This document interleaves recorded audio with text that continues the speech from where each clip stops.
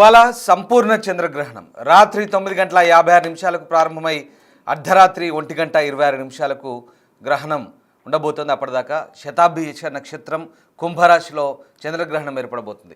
గ్రహణ వ్యవధి కాలం 3:30. భారత్ సహా రష్యా, సింగపూర్, చైనాలో గ్రహం కనిపించబోతుంది. ఆసియా ఖండంలోని అనేక దేశాల్లో చంద్రగ్రహణం కనిపించబోతుంది. సాయంత్రం ఆలయాలు మూతపడబోతున్నాయి. చంద్రగ్రహణం రోజు ముందు జాగ్రత్తలు పాటిస్తున్నారు గర్భిణులు. ఇక డెలివరీలను వాయిదా వేసుకుంటున్నారు గర్భిణీలు. ఇవాళ చంద్రగ్రహణం కావడంతో అప్రమత్తమయ్యారు. 82 నిమిషాల పాటు చంద్రగ్రహణం ఉండబోతుంది. గ్రహణం వేళ సిజేరియన్ చేయవద్దంటూ డాక్టర్లపై ఒత్తిడి తెస్తున్నారు. డాక్టర్లను కోరుతున్నారు. ఎమర్జెన్సీ ఉంటే హాస్పిటల్కు తప్పకుండా రావాలంటూ సూచిస్తున్న పరిస్థితి కనబడుతుంది.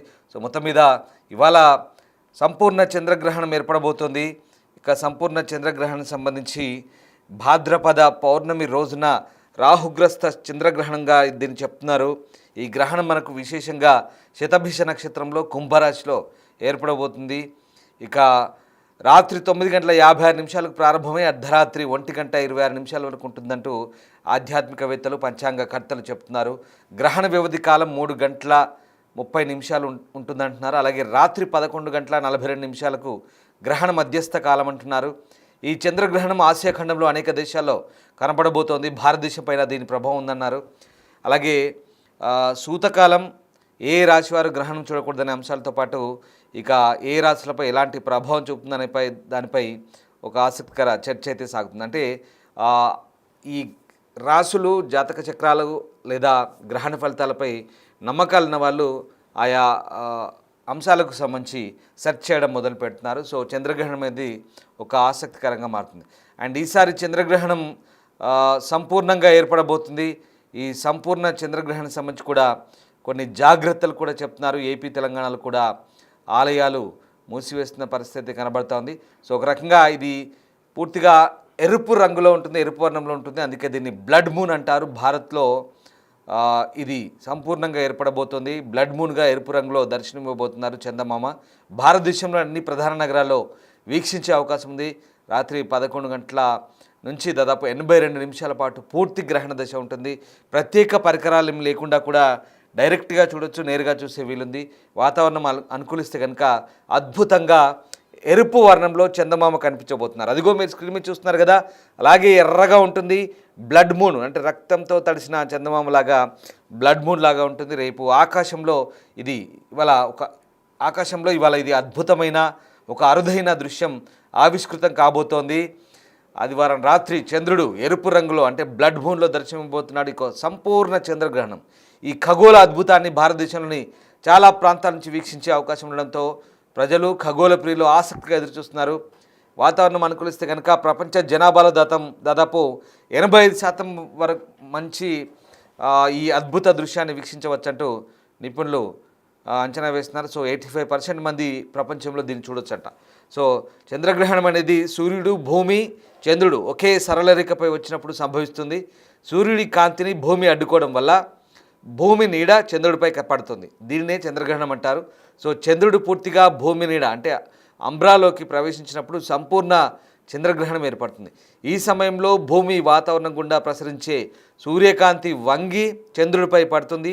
ఈ ప్రక్రియలో నీలం రంగు కాంతి చెదిరిపోయి ఎరుపు, నారింజ రంగు కాంతి మాత్రమే చంద్రుడిని చేరుకుంటుంది. అందుకే చంద్రుడు ఎర్రగా అంటే రక్తం చంద్రుడిలాగా కనిపిస్తాడు. రక్త చంద్రుడిలాగా మనకు అద్భుత దృశ్యం దాదాపు 82 నిమిషాల పాటు కొనసాగుతోంది.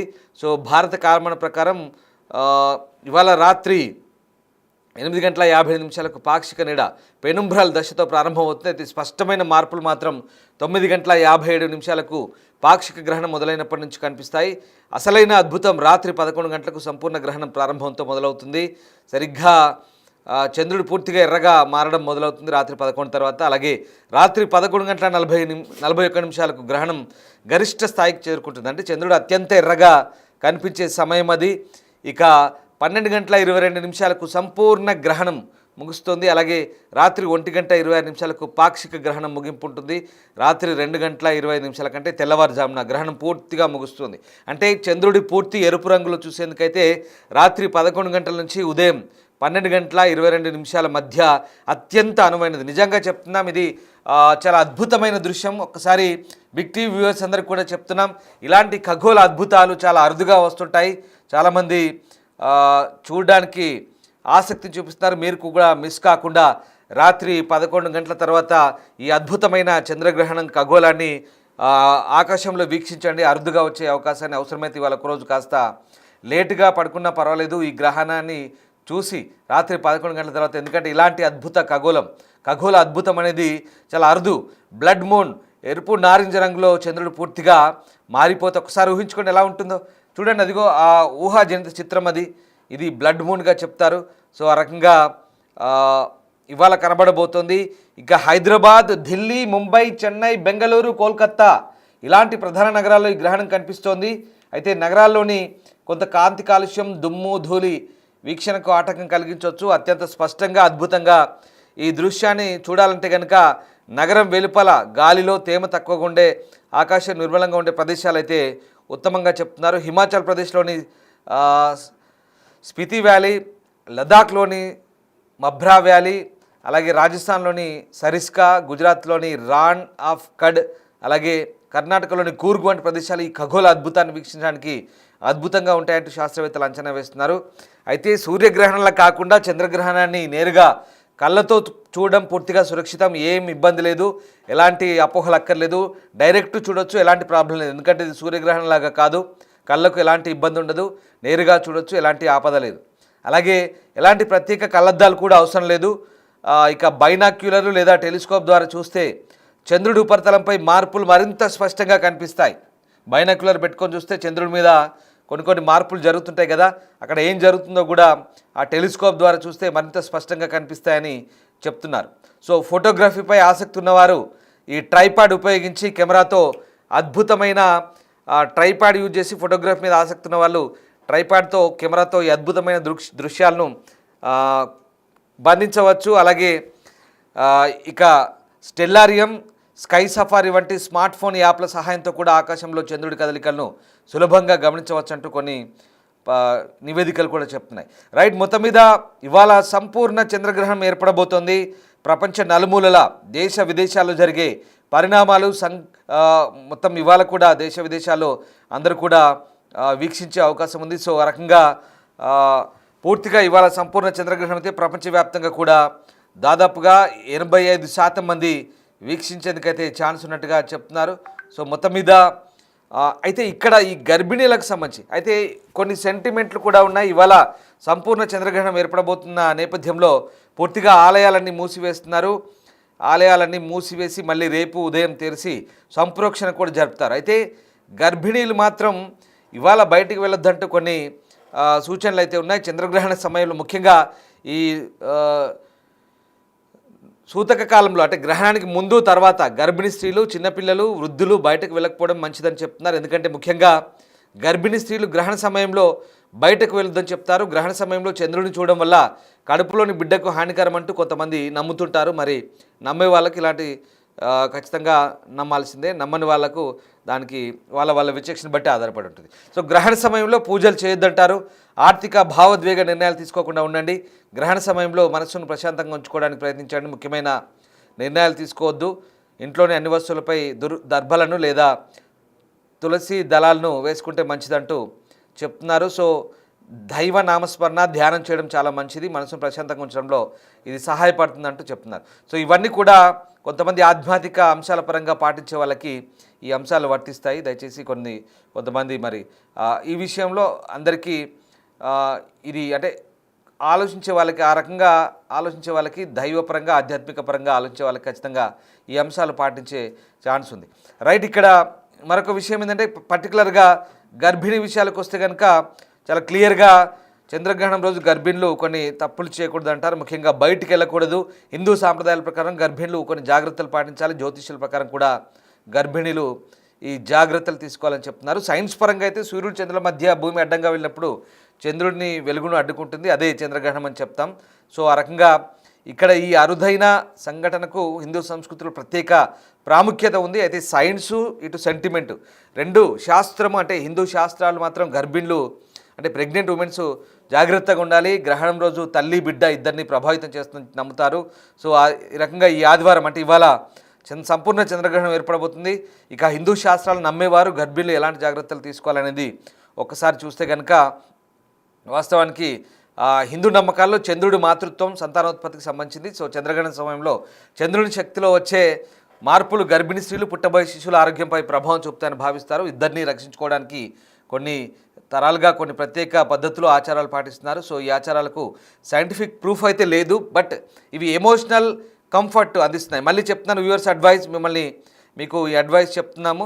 సో ఈ ఆచారాలకైతే ఎలాంటి సైంటిఫిక్ ప్రూఫ్ అయితే లేదు, కానీ ఇది ఎమోషనల్ కంఫర్ట్ కోసమే అందిస్తాయి. ఆచారాలను పాటిస్తున్నామనే భావన కలిగిస్తాయి. పాటించే వాళ్ళకి సిద్ధాంతాలు, సూత్రాలు, ఆచారాలు, పాటించిన వాళ్ళకి అది వాళ్ళ విచక్షణ బట్టి ఆధారపడి ఉంటుంది. సో కొన్ని జాగ్రత్తలు చెప్తాను. గర్భిణులు అయితే ఇళ్లలోనే ఉండాలి. సమయంలో కాస్మిక్ ఎనర్జీస్ బలంగా ఉంటాయి. ఇంట్లోనే ఉండడం వల్ల వీటి నుంచి వచ్చే ప్రతికూల ప్రభావాలను నివారించవచ్చని నమ్ముతారు. సో గ్రహణానికి ముందు లేదా గ్రహణం సమయంలో తయారు చేసిన ఆహారాన్ని హిందూ సాంప్రదాయంలో కలుషిత ఆహారంగా భావిస్తారు. సో గర్భిణీలు గ్రహణం ప్రారంభమయ్యే ముందే ఇంట్లో వండిన భోజనం తినాలని, ముగిసే వరకు తినకూడదని చెప్తారు. ఈ సమయంలో కేవలం విశ్రాంతి తీసుకోవాలని సూచిస్తున్న పరిస్థితి అయితే కనబడతా ఉంది. సో గ్రహణం ముగిసిన తర్వాత ప్రతికూల శక్తిని శుభ్రపరచడానికి గర్భిణీలు స్నానం చేయాలని, స్నానం చేయడం సాధ్యం కాకపోతే గంగాజలం చల్లుకోవాలి. గ్రహణ సమయంలో గర్భిణులు కత్తులు, కత్తెరలు లేదా సేఫ్టీ పిన్స్ వంటి పదునైన వస్తువులను పట్టుకోవద్దు. అలాగే వీటికి సాధ్యమైతే దూరంగా ఉండాలి. తల్లి లేదా బిడ్డకు ప్రమాదవశాత్తు హాని జరగకుండా ఉండడానికి ఈ ముందు జాగ్రత్తలు తీసుకోవాలి. అలాగే సో ఈ రకంగా ఈ మొత్తం అంశాలన్నీ కూడా కేవలం ఇవన్నీ కూడా సైంటిఫిక్ ప్రూఫ్ అయితే లేదు. మళ్ళీ చెప్తున్నాను, వ్యూవర్స్ అడ్వైస్, నేను చెప్తున్న అంశాలన్నీ కూడా సైంటిఫిక్ ప్రూఫ్ అయితే ఉందా లేదా అనేది పక్కన పెడితే కనుక వాటికి ఖచ్చితమైన శాస్త్రీయ నిర్ధారణ అయితే లేదని చెప్పాలి. బట్ ఎవరైతే సెంటిమెంట్ను ఫాలో అవుతారో, సో మన హిందూ సాంప్రదాయం ప్రకారం వాళ్ళకి ఇది వర్తిస్తుంది. మళ్ళీ చెప్తున్నాను, వ్యూవర్స్ అడ్వైస్, అది మీ విచక్షణ బట్టి ఆధారపడుతుంది. పాటించాలి, పాటించొద్దు అనుకుంటే అది మీ ఇష్టం, అది యాజ్ యువర్ విష్. సో ఇది ఓవరాల్గా మరి డాక్టర్లు ఏం చెప్తున్నారు గర్భిణీలకు సంబంధించి. ఇప్పటిదాకా నేను గ్రహణం ఎప్పుడు వస్తుంది, గ్రహణానికి సంబంధించిన అంశాలంటే ఎలా చూడొచ్చు, ఏ రకంగా ఉంటుంది, ప్రపంచవ్యాప్తంగా ఎంతమంది చూడొచ్చు అని మొత్తం చెప్పాను. అలాగే మరి గర్భిణీల విషయంలో డాక్టర్లు ఏం చెప్తున్నారు, సైంటిఫిక్గా ఎలాంటి అంశాలు ముడిపడినాయి. ఒకసారి మా కరీంనగర్ ప్రతినిధి శ్రీనివాస్ అక్కడ స్థానిక డాక్టర్తో మాట్లాడారు. గర్భిణీలు ఎలాంటి జాగ్రత్తలు తీసుకోవాలో డాక్టర్లు కొన్ని సూచన చేశారు. అదేంటో చూద్దాం. చంద్రగ్రహణము దాదాపుగా 3 గంటల సమయం ఉన్నటువంటి నేపథ్యం లోపల ఇటు ఆసుపత్రులకి రావాలి అంటేనే గర్భిణులు జంకుతున్నటువంటి పరిస్థితి. ముఖ్యంగా డెలివరీ పోస్ట్పోన్ చేసుకున్నాం. ప్రస్తుతం ఇదే అంశం మీద మాట్లాడడానికి గైనకాలజిస్ట్ మేడం ఉన్నారు. మేడం చెప్పండి, అంటే ముఖ్యంగా గ్రహణాలు అంటేనే ఇప్పుడు గర్భిణీ స్త్రీలు చాలా ఇబ్బంది పడుతూ ఉంటారు. అసలు నిజంగా ఈ గర్భిణీ స్త్రీలకు అంటే పుట్టబోయే బిడ్డలకు ఏమైనా ఎఫెక్ట్ ఉంటుందండి దీనివల్ల? గ్రహణం అన్నప్పుడు మన పెద్దవాళ్ళు ఏం చెప్తారంటే ఆ టైంలో బయటికి రానివ్వరు, బెడ్ మీదే పడుకోమని చెప్తారు, కథలను కూడా కదలొద్దని చెప్తారు. ఇంకేదన్నా షార్ప్ ఆబ్జెక్ట్స్ లైక్ నైఫ్ కానీ అది దాని దగ్గర కూడా పెట్టనివ్వరు. సో ఇవన్నీ సైంటిఫిక్గా ఏం ఎవిడెన్స్ ఉంది అంటే ఇవన్నీ మిత్స్. దీనివల్ల బేబీకి ఏమైనా బర్త్ ఎఫెక్ట్స్ మురుది అంటారు కదా, అవి వస్తాయని అయితే ఎవిడెన్స్ అయితే లేదు సైంటిఫిక్గా. అంటే మామూలుగా ఇప్పుడు నెలలు నిండిన వారు డెలివరీకి ఇంట్రెస్ట్ చూపుతున్నారా? అంటే మామూలుగా పోస్ట్ పోన్ చేసుకోవడము, ముందే చేయాలని చెప్పి చేయడము, అట్లా ఏమైనా చేస్తున్నారు? అవును, అంటే వాళ్ళు ఆ భయం అయితే చాలా ఉంటుంది. మన దగ్గర అయితే చాలా చూసాం. ఇప్పుడు నెక్స్ట్ మంత్ డెలివరీ ఉంది, గ్రహణం ఉందని చెప్పేసి నిన్ననే వచ్చి అడ్మిట్ అయిన పేషెంట్ కూడా ఉన్నారు మన దగ్గర. ఆమెకి అంటే మెంటల్గా చాలా ప్రెషర్ తీసుకుంటుంది. నాకు ముందు నార్మల్ డెలివరీ అయింది, చిన్నగా పెయిన్ వచ్చినా కూడా రేపు ఆ టైంకి డెలివరీ అయితే ఎలా, ఆమెకి మేము కౌన్సిలింగ్ చేస్తూ నిదానంగా ఉండమ్మా, ఇట్లా టెన్షన్ పడితే బేబీ హార్ట్ బీట్స్ పెంచుకొని కూడా అబ్జర్వేషన్కి ఉంది పేషెంట్. సో అలా చాలామంది ఉన్నారు. అలా చేయకూడదు. ఇన్ కేస్ ఏదైనా ఎమర్జెన్సీ ఉంటే ఇంట్లోంచి బయటికి రావాల్సిందే కదా. బేబీ మూమెంట్స్ తగ్గినా బ్లీడింగ్ లాగా ఏమన్నా కనిపించినా, ఉమ్ము నీరు లీక్ అయిందని ఏమన్నా డౌట్ ఉన్నా కూడా సో ఆ టైంలో మీరు రావాల్సిందే బయటికి.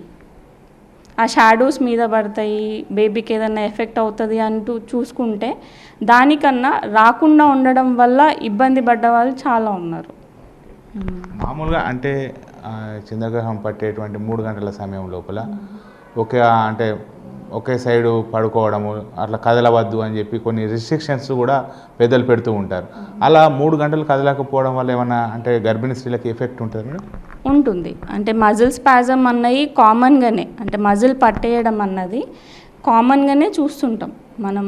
రోజు నడిచి వాళ్ళ డైలీ యాక్టివిటీస్ చేసుకున్న ప్రెగ్నెంట్ ఉమెన్స్కే కొంచెం మజిల్ అన్నవి పట్టేస్తూ ఉంటాయి. అట్లాంటిది మనం కదలకుండా 3 hours ఉన్నప్పుడు డెఫినెట్గా వాళ్ళు బ్యాక్ పెయిన్ రావడము, మజిల్ పెయిన్స్ రావడం ఇవన్నీ చూస్తూ ఉంటాం. మన పెద్దవాళ్ళని నెగ్లెక్ట్ చేయమని ఏం అనట్లేదు. సో ఆ టైంలో మీరు ఆ టైంని మెడిటేషన్ కానీ, శ్లోకాస్ చదవడం కానీ, మంత్రాస్ వీటికి ఉపయోగించుకుంటే బెటర్.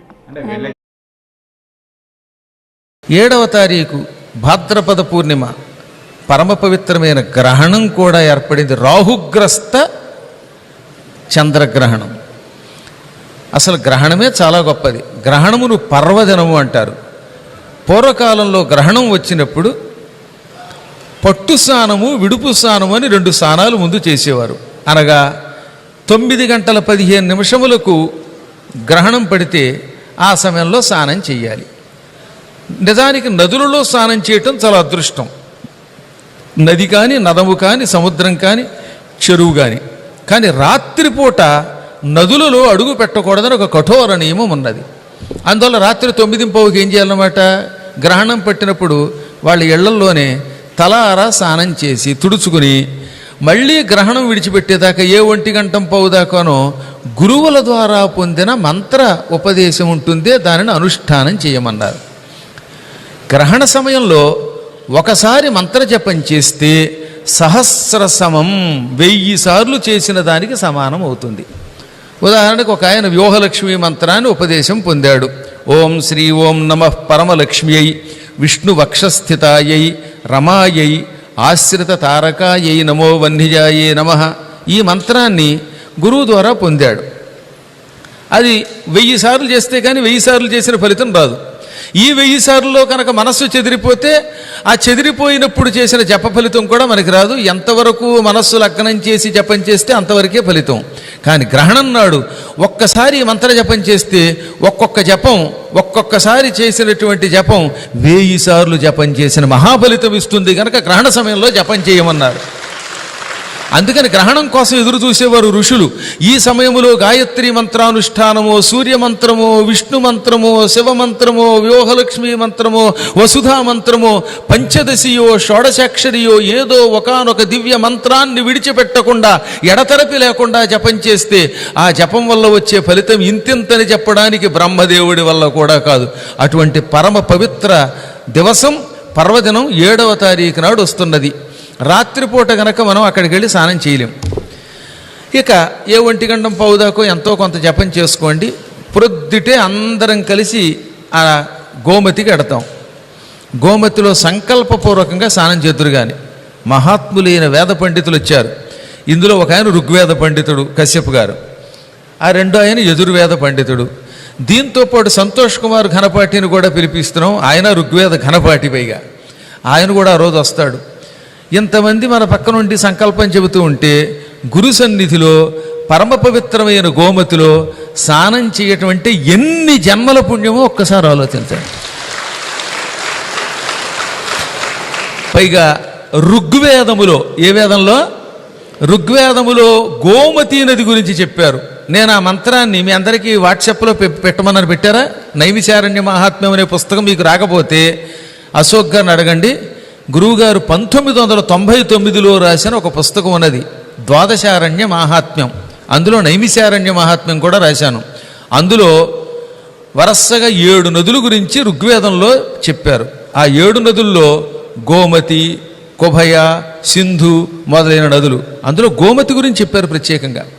గోమతి నది చాలా గొప్పది అని ఋగ్వేదం కూడా చెప్పింది. గంగానది వంటి వాటి గురించి విన్నారు, కానీ గోమతి గురించి అందులోనే రాశారు. పైగా గోమతిలో స్నానం ఈ గ్రహణం నాడు చేయటంలో ఇంకో విశిష్టత ఉన్నది. గంగా, గోదావరి, కృష్ణ, కావేరి ఇవన్నీ కూడా నదులు. గోమతి, నర్మదా, తపతి ఇవి నదములు. నది కంటే నదమునకు ఎక్కువ శక్తి ఉన్నది. కారణం ఏమిటో స్కాంద పురాణంలోని కాశీఖండంలో చెప్పారు. నర్మదా మహాత్మ్యం దానికే రేవాఖండం అని పేరు. రేవా అన్న నర్మదా అన్న ఒకటే. అందులో కూడా చెప్పారు ఏమని, నదులన్నీ తూర్పుకు ప్రవహిస్తాయి. పడమర పుట్టి తూర్పుకు ప్రవహించి తూర్పున ఉన్న సముద్రంలో కలిస్తే వాటిని నదులు అంటారు. అందుకని గంగ ఉన్నది పడమర పుట్టింది, తూర్పుకు ఎడుతోంది, తూర్పున బంగాళాఖాతంలో కలుస్తోంది, అది నది. గోదావరి తూర్పున బంగాళాఖాతంలో కలుస్తోంది, కృష్ణ బంగాళాఖాతంలో తూర్పున కలుస్తోంది. కానీ ఈ నర్మద, గోమతి, ఇందాక చెప్పిన తపతి, ఇవన్నీ పశ్చిమ సముద్రంలో, అరేబియా సముద్రం అంటున్నాం కానీ అది అరేబియా సముద్రమును లేకపోతే ఇంకో కరీబియా సముద్రం కాదు, అది పశ్చిమ సముద్రం అన్నారు. ఆ పశ్చిమ సముద్రంలో కలుస్తాయి. అందుకని నదములు అంటారు. నదములలో గ్రహణ స్నానము కోటి నదులలో స్నానముతో సమానం. అందువల్ల ఈసారి అన్నీ మీకు కలిసి వచ్చాయి. సప్తాహం జరుగుతోంది. భాద్రపద పూర్ణిమ నాడు ఊరేగింపు, దాని గురించి భాగవతంలో చెప్పారు. ఆ సమయంలో గ్రహణం కలిసి వచ్చింది. గ్రహణము నాడు జపం చేసుకునే అవకాశం నైమిషారణ్యంలో వచ్చింది. కలియుగంలో గంగా నది బాగా ప్రసిద్ధికెక్కింది. కానీ గోమతిలో ఈ 4 ఉన్నాయి పొమ్మన్నాడు. అందులో కృతయుగంలో నైమిషారణ్యం అన్నాడు, తర్వాత త్రేతాయుగంలో ఉన్నాడు దండకారణ్యం అన్నాడు, ద్వాపర యుగంలో దారుకావనం, కలియుగంలో గంగలో స్నానం చేస్తే చాలు. గంగా 3 అరణ్యాలు మళ్ళీ కేవలం గోమతీ తీరంలో ఉన్న నైమిషారణ్యంలో ఉండడం వల్ల దీనికి అనంత శక్తి ఉన్నది.